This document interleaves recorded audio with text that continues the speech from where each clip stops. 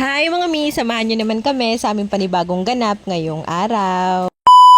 May bisita ako mamaya at tapos na rin ako maglinis sa buong bahay. Haligo na rin ako, pati yung 4 na bata. Teto, tinalian ko na rin ang buhok si Ate Megan. Mahaba-haba na nga rin tong buhok ni Ate Megan kasi since birth hindi pa talaga napapagupitan tong buhok niya. Gusto ko nga sanang putulan kahit konti lang pero ayaw niya talaga. Hintay na lang din kami dyan na mag-chat na yung bisita ko na pupunta na siya dito sa bahay. Sensya na rin kayo kung paulit-ulit tong damit ko kasi paborito ko nga kasing damit yan.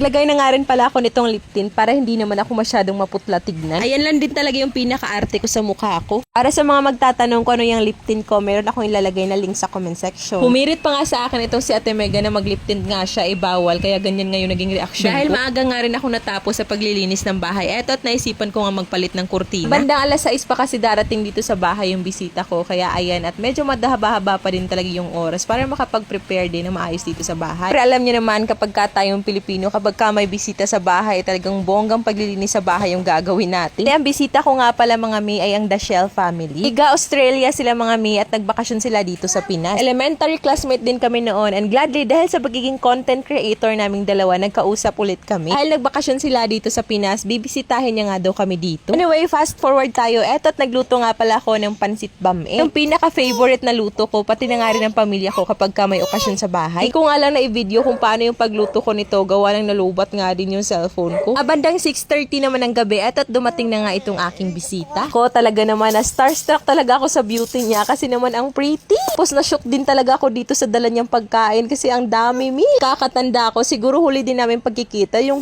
elementary pa siguro kami nun. Katuwang isipin na ngayon na nagkita na kami, ang dami na naming anak. Ibahan lang namin sa akin kasi makikita mo na sa akin na mayroon talaga akong maraming anak. Siya mukhang dalaga pa rin, napaka-pretty. Akalain mo yun, mayroon na rin siyang 3 anak. Siya all na lang talaga. Sabi ko nga sa kanya, napakadami nga ng binili niya. Totoo pala talaga yung sinabi niya na magmumukpang nga daw kami ng Jollibee. Diyos ko, dahil thank you kayo, Jai. Having satisfied yun kayo mga inahan o mga batos. Yung mga dalang pagkain niya para sa amin mga miu. Tingnan niyo naman yan, ang dami. Pakahambol nga din kasi siya pa talaga yung nag-aya sa amin. Nasasahig na nga lang daw kami kumain. Mga bata, kumikinang-kinang din talaga yung mata nila sa pagkain nakikita nila. Maya-maya nga din, kumain na rin kami. Kung naaalala nyo nga din, siya rin yung nag-sponsor sa cake ng kambal namin ng first birthday nila. Nag-live nga rin kami sa FB page niya habang kumakain kami para makapag-interact din sa mga followers niya at followers ko din. Kuday, etsyapwera lang naman yung beauty ko kapag kaganyang may katabi tayong maganda. Kalooy na to, ani, oy. Ayun, pagkatapos din namin kumain, eto at nag-TikTok na rin kami. Din kasi ibang mapaglilibangan dito sa bahay, kaya eto at TikTok na lang. Sobrang saya rin kabanding nitong bisita ko kasi wala din talagang kaarte-arte. Hindi ka man lang makakaramdam ng pagkakaila. Walan din talaga kami ng tawa dyan dahil sa pinaggagawa namin.